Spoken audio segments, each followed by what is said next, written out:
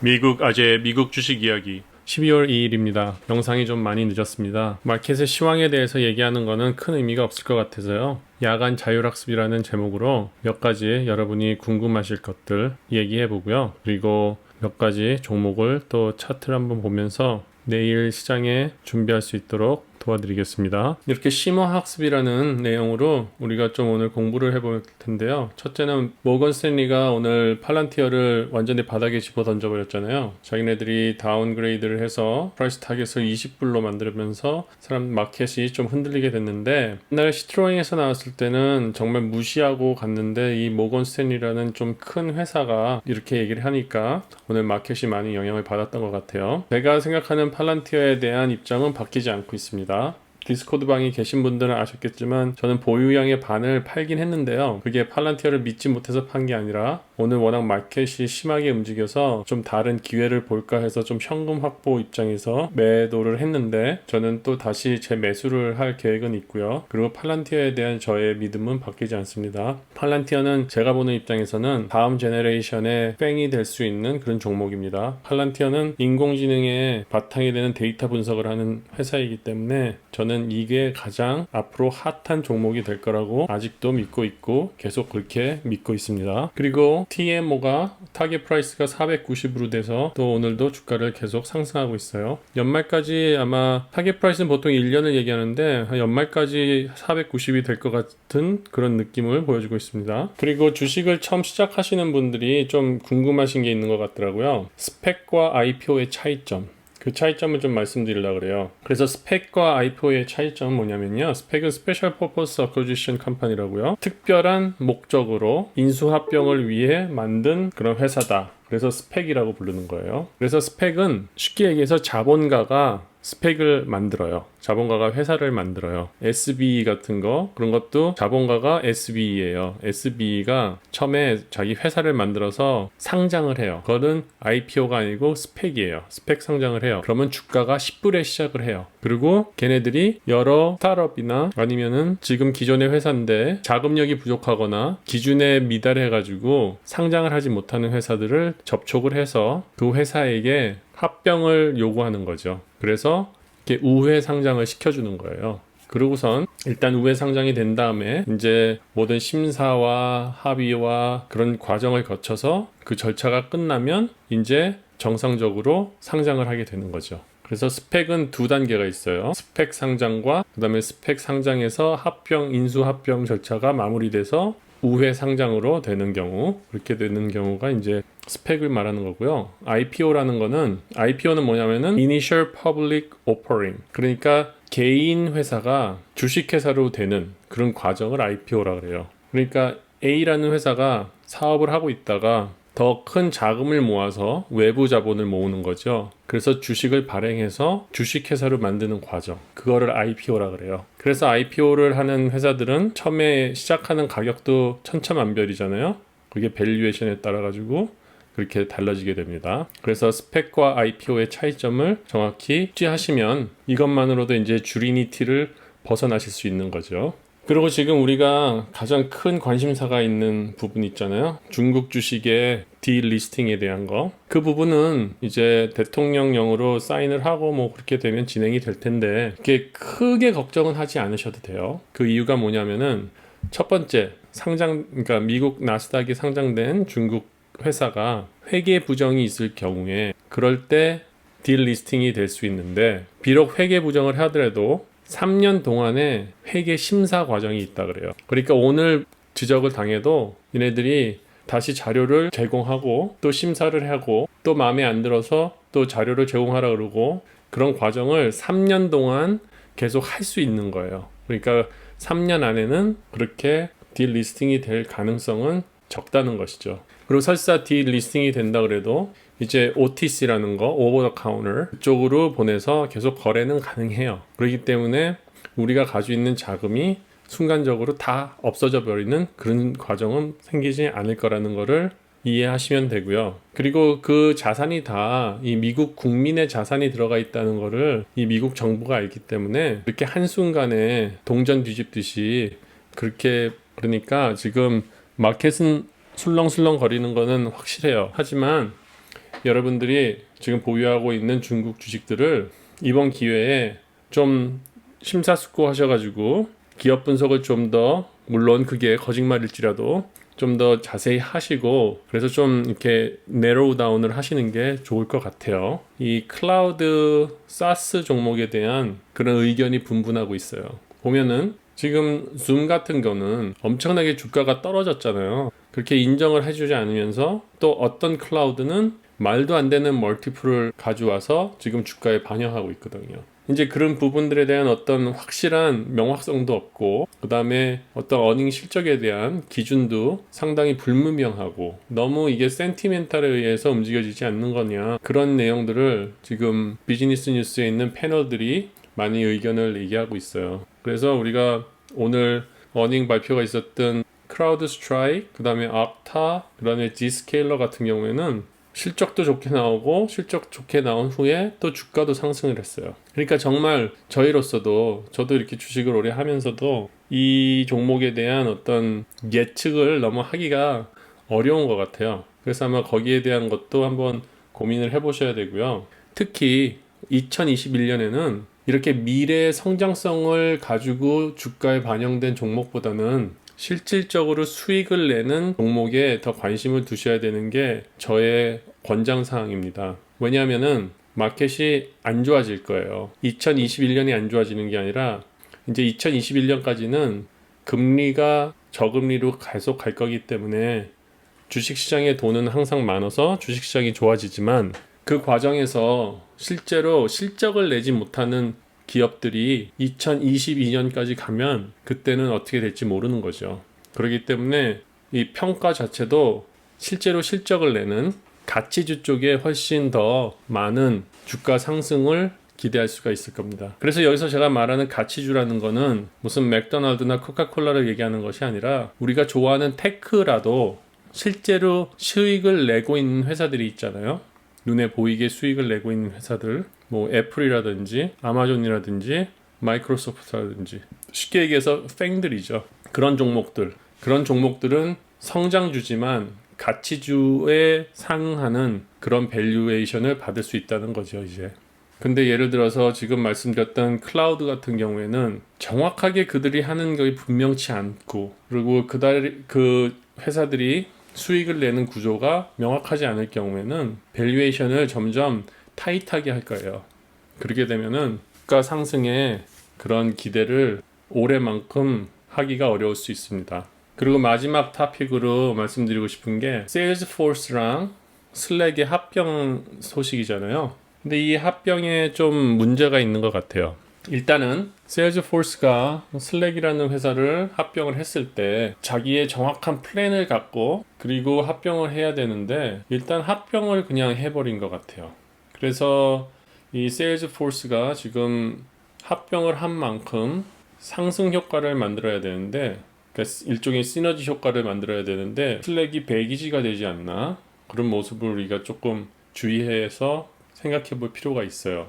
그런 예가 어떤 게 있었냐면은 AT&T가 디렉TV를 합병을 했어요. 그러면서 AT&T가 엄청나게 손해를 봤죠. 합병의 효과를 보지도 못했죠. 그런 예를 보면 지금 이 CRM과 워크의 합병도 조금 그런 측면에서 배기지로 보지 않을까 생각된다고요. 그래서 오늘 좀 얘기를 나눴던 그런 종목들을 갖고 한번 차트를 보겠습니다. 이 차트를 보기 전에 일단 S&P 500를 한번 보죠. 마켓이 좀 상승으로 끝났죠. 그래도 큰 폭의 상승이 아니고 이렇게 자잔하게 올라갔던 것이 제가 봤을 때는 좀 더 우리에게 안정성을 준 것 같아요. 만약에 이게 급등을 했으면은 정말 더 큰 조정장이 올 텐데, 이렇게 조금씩 움직인다는 게 어떤 의미냐면은 이 전체적인 밸런스가 맞아지면서 올라가기 때문에 이런 경우에는 계속 상승 모멘트를 안전하게 올라갈 수 있는 거죠. 그럼 우리가 최소한 큰 하락장을 맞이하지는 않을 수 있다는 그런 생각이 들어요. 그리고 요즘에 너무나도 유명해진 Fear and Greed Index, 어제보다 조금 올라왔죠. 하지만 87 정도, 90은 넘지 않았기 때문에 좀 안정적인 모습이라고 느낄 수 있고요. 하지만 뭔가 이 조정이 오긴 올 거예요. 그 조정에 대해서는 항상 준비를 하셔야 되고, 그 준비라는 거는 두려워하시라는 게 아니라 내가 사고 싶은 종목을 사는 기회다. 기다렸다가 딱 원하는 가격에 살 수 있는 그런 기회라는 거를 생각하시면 돼요. 조정장이라는 거는. 그리고 빅스를 한번 볼까요? 빅스도 어떻게 됐나? 빅스도 상승이 됐죠, 오늘. 그렇죠? 빅스도 또 상승이 됐어요. 그렇죠? 빅스랑 S&P 500랑 같이 상승을 한다. 그러면은 우리가 주의해야 되는 거죠. 그러니까 언젠가 무슨 일이 벌어지긴 벌어질 텐데 살살 움직일 때는 아무래도 우리가 펀치를 맞아도 살짝 맞겠죠. 캐시를 많이 준비하시고 원하시는 종목 좀 사시고, 만약에 장이 좋다 그러면은 어느 정도 손해보지 않는 선에서 손익 실현도 하실 부분이 있으면 하시고, 그렇게 큰 플랜을 짜시면은 지금 12월 달 장 마감하는 데 있어서 좀 수능을 잘 하실 수 있을 거예요. 스퀘어부터 보겠습니다. 스퀘어는 지금 200 지지선을 오늘 터치를 하고 지금 추세를 보면 조금 더 내려올 것 같은 그런 모습을 보이고 있어요. 지금 맥디가 점점 작아지고 있고요. 아무래도 한 193 정도에 안착을 할 것 같은 그런 모습을 보입니다. 그리고 팔란티어, 오늘 아주 그냥 고민스러운 종목이었죠. 지금 팔란티어를 보면은요, 아침에 궁금한 게 많았어요. 그래서 한번 깨끗이 다 지우고 한번 제가 분석을 해보느라고 봤는데요. 지금 이 상향 트렌드를 보면은요, 이게 이제 상향 지지선이 될 거예요. 그리고 오늘 주가가 마감이 22불에 됐고, 이 장 중에 제일 저점이 21까지 내려왔었죠. 그래도 20선을 지켜준 게 참 대단한 것 같고요. 오늘 보시면은 장 마감 후에 또 23불 9까지 올라갔어요. 지금 거의 저항선에 가까이 올라왔죠. 그래서 이 안정적인 이 채널로 계속 다시 상승하지 않을까 그런 생각이 듭니다. 그냥 오늘은 이게 너무 계속 급상승을 했잖아요, 여기까지. 그러니까 오늘 보시면은 오늘 이런 일 때문에 이제 RSI를 75 밑으로 만들고요. 모든 면이 좀 정리가 된 그런 부분이 있어요. 그래서 내일 중요한 게 시작을 23 근처에서 시작을 하면은 제일 좋을 것 같아요. 그리고선 이 채널 안에서 계속 올라가면 팔란티어는 문제가 없을 거라고 봅니다. 팔란티어는 미래예요. 그리고 지금 우리 구독자님들, 제가 너무 분명히 이렇게 RSI가 높을 때 제가 계속 사지 마시라고 그랬는데 사신 분들이 꽤 있으신 것 같더라고요. 절대로 아무리 이 주가 좋아도요, 이렇게 RSI가 높을 때는 기다리세요. 이렇게 기다리시면은 안 올 것 같은 날이 이렇게 오잖아요. 그렇죠? 그러니까 절대로 이렇게 RSI가 높을 때는 사시면은 얼마를 기다려야 되면 한 달은 기다리셔야 될 거예요. 만약에 이 진짜 꼭지점에서 사신 분은 올라갑니다. 올라가는데 오래 걸리는 거죠. 그러니까 제가 이 채널을 하는 이유도 지금 주식 초보자 하시는 분들 그런 위험에 최대한 노출이 되지 않게 해드리려고 하는 거니까요. 이렇게 제가 RSI 얘기할 때 이거 단순하거든요. 딱 봐서 이게 위에 있구나. 그러면 그냥 기다리시면 돼요. 똑같아요. 바닷가에 가서 파도가 크면 안 들어가시잖아요. 이렇게 파도가 클 때는 그냥 바깥에서 그냥 구경하고 계시면 돼요. 그리고 파도가 잔잔해질 때 들어가시면 되는 그런 겁니다. 그러니까 주식은 정말 제가 항상 표현하시 그 파도라고 생각하시면 돼요. 그래서 팔란티어에 대한 저의 생각은 이렇고요. 그리고 세일즈포스를 보면 세일즈포스도 많이 떨어졌죠. 지금 이 갭을 거의 다 채웠네요, 이제. 그렇죠? 그럼 거의 최저점으로 왔다는 얘기인데 지금 보면 216 정도가 이제 갭을 채우는 맨 마지막인데 오늘 진짜로 신기하게 갭 그 선을 딱 치고 올라갔네요. 오늘 그 선을 딱 치고 올라갔죠. 딱 치고 올라가서 이제 횡보를 좀 할 것 같아요. 이게 모멘텀이 지금 없거든요. 그러니까 모멘텀이 없기 때문에 이게 횡보를 할 수도 있고 지금 같은 경우에는 좀 더 떨어질 것 같네요. 지금 첫 번째 지지선이 210까지 떨어질 것 같고요. 그걸 못 지키면은 200까지도 떨어질 수 있겠네요. 지금 이렇게 핑크로 제가 진하게 걸었던 그 큰 지지선이 있었잖아요. 이렇게 좀 떨어져 버렸네요. 근데 오늘 이 모멘트를 가지고 또 내일 51.9, 51.19 위에서 시작해서 계속 간다면은 디케인지는 상승으로 계속 갈 수 있는 모멘트가 생기겠네요. 테슬라가 장 후반에 또 엄청나게 올랐죠. 오늘 테슬라도 솔직히 테슬라 오늘 줍는 날이었던 것 같아요. 전 테슬라 좀 오늘 주셨어요. 오늘 테슬라 50개 주셨는데 그 이유가 제가 팔란티어를 팔았다 그랬잖아요. 테슬라를 살라고 팔란티어를 팔았어요, 사실.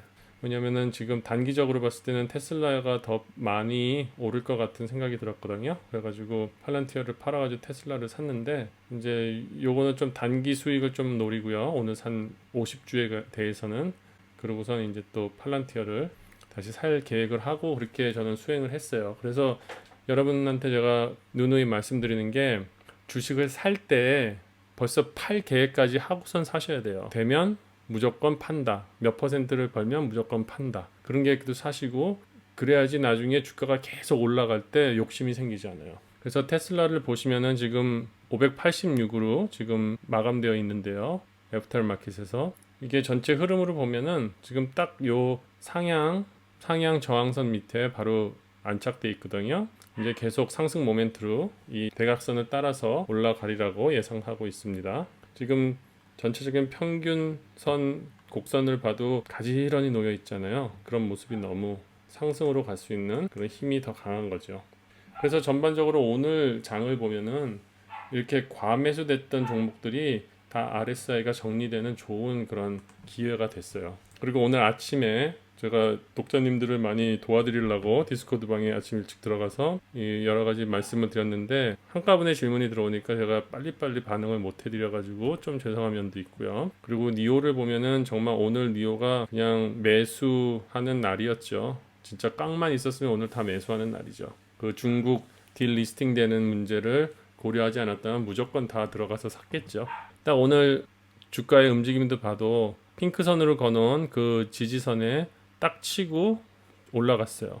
그리고 올라가고 끝난 게 지금 이 삼각형 채널이 있었잖아요. 그 채널 안으로 들어갔어요. 그러니까 니오 같은 경우에는 이 분위기만 지켜주면 계속 상승할 수 있다는 거 걱정하지 않으셔도 될 것 같고요. 샤오팽도 좀 선을 정리를 해서 좀 봐야겠네요. 이제 너무 엄청난 상승을 했을 때 차트들은 지우고요. 이렇게 간단히 보면 지금 제가 요 선을 그어놨거든요. 지지선이죠. 일종의 지지선. 그리고 이거는 저항선. 그래서 그 채널을 만들어 놨어요. 이 샤오팽 같은 경우에도 지금 그 위로 와서 오늘 스탑을 했기 때문에 지금 같은 경우에도 샤오팽도 내일 조금의 상승으로만 이제 장을 시작한다면은 상승으로 갈 수 있을 것 같아요. 근데 이 차트만 보면은요. 샤오팽 같은 경우에는 이 커브를 봤을 때는 조금 내일도 하락 내지는 47과 56 사이에서 횡보가 좀 있을 것 같아요. 지금 맥디 같은 경우에도 많이 죽어버렸고요. 그 다음에 일단 중요한 거는 8일 평균선이 좀 플랫으로 되고 있어요. 플랫으로 된다는 얘기는 이게 횡보할 수 있는 가능성이 있다는 거죠. 횡보를 하더라도 계속 이 대각선 저항선을 터치해 주면서 횡보한다면은 상승할 수 있는 그런 트렌드로 금방 바뀔 수 있어요. 그리고 리 같은 경우에도 낙폭이 컸죠. 그래도 회복 많이 했네요. 오늘 이것도 봐도. 그래서 이것도 한번 제가 다 지우고 새로 한번 보겠습니다. 이 저점에서 두 개를 터치하는 저점을 만들고요. 그리고 옛날에 그어놨던 그 선은 없앨게요. 그렇게 되면은 지금 이 상향선을 좀 찾기가 애매해요. 상향선을 찾기가 애매한데 그래서 샤오팽 같은 경우에는 35선을 넘고 계속 상승을 한다면은 이게 불플렉이 될 수 있는데 지금 같은 경우에는 이제 베어 마켓으로 들어가려고 하는 그 중간에 딱 와 있어요. 그래서 리오터 같은 경우에는 이게 좀 더 떨어질 것 같은 생각이 드는데요. 이번 주까지 이 31선을 지켜주지 못하면은 하락으로 빠지겠네요. 이 31을 한번 잘 지켜보세요.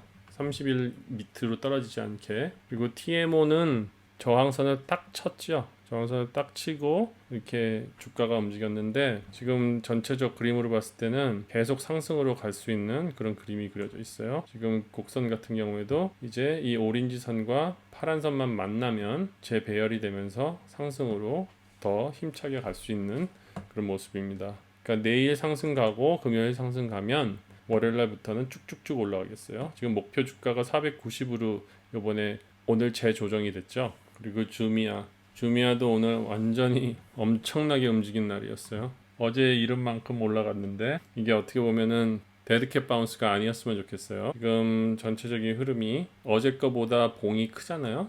상승을 했는데 어제 캔들보다 지금 커요. 그러면은 내일은 이 큰 게 더 지배할 수 있는 그런 모습이 더 강한 거죠.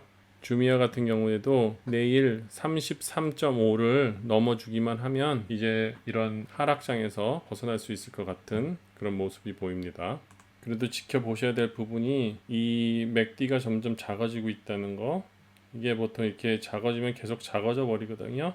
근데 내일 큰 볼륨이 들어오면 일단 상승을 할 수 있는 그런 모습을 보여줄 겁니다. 이 쉐브론 같은 종목을 좀 지켜보셔야 돼요. 말씀드렸던 종목들 있잖아요. 오일 리파이너리나 오일 드릴링 하는 회사 같은 경우에 많이 상승할 그런 기미가 많이 보입니다. 쉐브론 같은 경우에도 오늘 2.7% 상승했지만 지금 잘 올라가고 있는 그림을 보여주니까 쉐브론 같은 경우에 계속 관심 있게 보시면은 도움이 될 것 같고요. 그다음에 니우도 오늘 좀 회복을 했나요? 네, 니우도 오늘 많이 떨어졌다가 좀 회복은 했는데 아직 베어 마켓 테리토리에 들어가 버렸네요. 보면은 이 오렌지 선이 파란 선을 만났는데 그 만난 게 다시 내일 상승으로 갈지 내일 내려올지 내일이 진짜 중요한 날이 되겠네요. 니우 같은 경우에는 내일 하락으로 간다. 그러면은 아마 24까지도 24.5까지도 우리가 준비하고 있어야 될 것 같아요. APPS 이 디지털 터바인이 정말 이게 좋은 종목이라서 이렇게 많이 상승을 하는 건지 정말 모르겠네요. 진짜 전형적인 잡주의 패턴이거든요. 거의 움직임이 없다가 이때부터 볼륨이 좀 있지만 그렇게 크게 움직이지 않았잖아요. 거의. 그러다가 올해 들어서 이렇게 급상승을 하고 있는데 그냥 차트로만 보면 좋네요. 지금도 좋은데 오늘의 이 캔들이 이 보내는 시그널은 내일 좀 내려가겠다 그러는 시그널을 보여주네요. 이제 얘도 거의 RSI가 차진 않았는데 좀 관심들이 떨어지지 않았나? 수익 실현을 좀 하려고 하지 않나? 그런 그림이 그려지네요. 그래서 디지털 터바인 같은 경우에는 37.8를 보시고 그거보다 밑으로 내려가면 32까지 준비를 하시면 아마 그 지점이 마켓에 큰 폭락이 없다면은 좋은 엔트리가 되지 않을까 생각합니다. 그럼 오늘 영상 이렇게 마무리하고요. 내일은 주식시장 마감 뉴스와 함께 항상 찾아뵙던 시간에 뵙도록 하겠습니다. 감사합니다.